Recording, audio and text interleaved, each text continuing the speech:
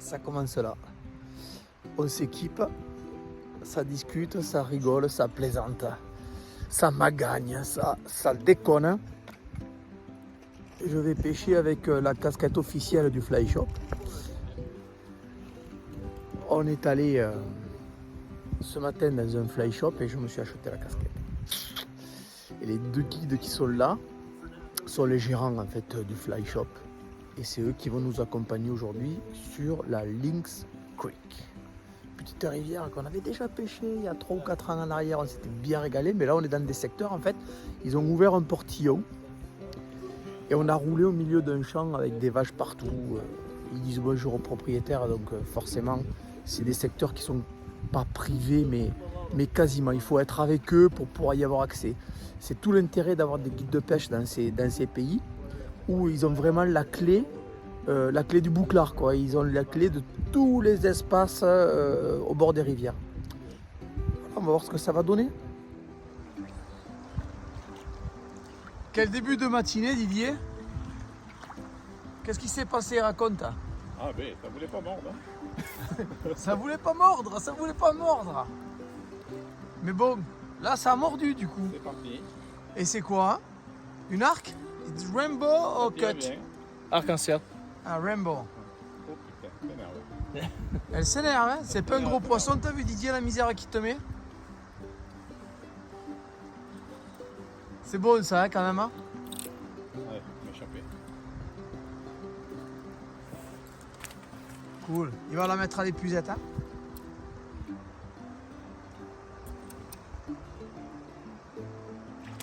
Ouais, elle est belle en plus. Alors ça, c'est des petits poissons, hein?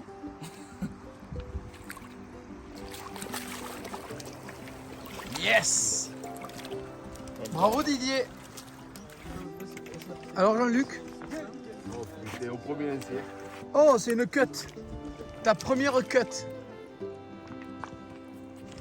First cast. Yes! Ah, en plus elle est belle, hein? Rainbow. Monte un peu au caillou là-bas, Didier. Arc-en-ciel. Eh ben, t'avais qu'à pas le défaire avant. Non, cut, non? Cutthroat. Cut, yes. Quelle mouche.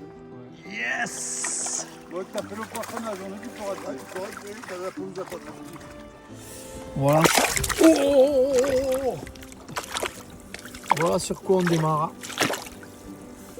Regarde. Okay, we're gonna switch. Yeah. Oh! Oh! Regarde. Crazy fish. Incredible. Une cut. De Lynx Creek. Énervé à souhait. Ouf. Bon, voilà comment ça commence. Je vous raconte. On s'installe sur un pool. On s'installe sur un pool qui est superbe. Voilà, que j'ai derrière moi là avec Didier et Jean-Luc Pubas. Je suis avec eux ce matin. Sur ce pool, on s'installe gentiment, on discute. Jean-Luc lance une mouche. Bam, pendue. Belle arc-en-ciel, bien grasse, magnifique. Celle que vous avez vue juste avant. Didier patine un peu et il commence à pêcher. Il patine un peu. Bon, ça n'a pas duré longtemps le patinage. Hein. Il pose, boum, arc-en-ciel. Et moi, je me mets juste en dessus. 3 lancers, 3 poissons. Et depuis, je cherche des mouches différentes. Et là, des cuts, des arcs. Et celle-là, là, qui était vraiment belle. Je me fais déjà casser une fois, Jean-Luc aussi, par des steaks. Des steaks. Donc, on est passé premier lancer 12 centièmes, second 14, troisième, là je suis en 16, ça y est. Cassé une fois, ça va pas le refaire. Hein. Si j'attrape une grosse cut, je veux la sortir. Donc c'est du 16. Voilà le cadre dans lequel nous officions aujourd'hui. Et c'est quand même vraiment très très beau et très agréable. Oh, the big one! 9 kilos. Bien.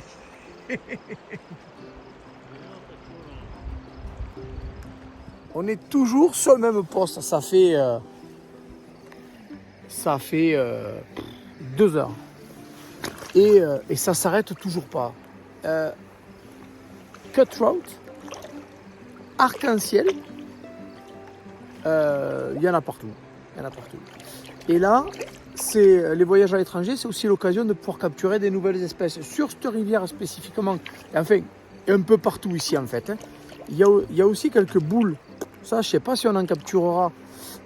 C'est très très gros les boules. Ces poissons, sur mon dernier séjour, on avait fait 87 et 86 cm quand même dans le séjour.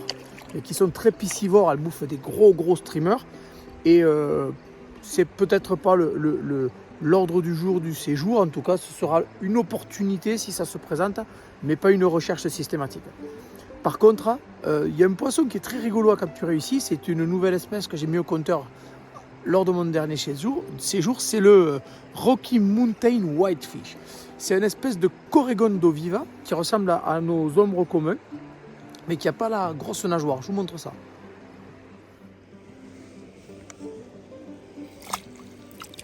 Voilà le poisson. Hop, t'en vas pas, Toto. Reste là, regarde. Voilà. Alors, on a une bouche un peu similaire à l'ombre commun. Bouge pas. Très marqué sur le bas.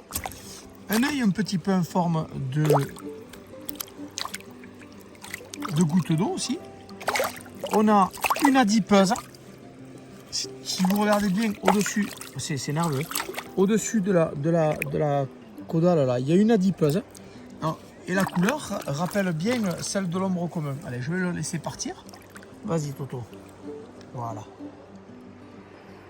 Et quand on tombe sur un banc, on peut en berziller, mais des dizaines les uns derrière les autres. Voilà une nouvelle espèce. C'est rigolo, ça, non?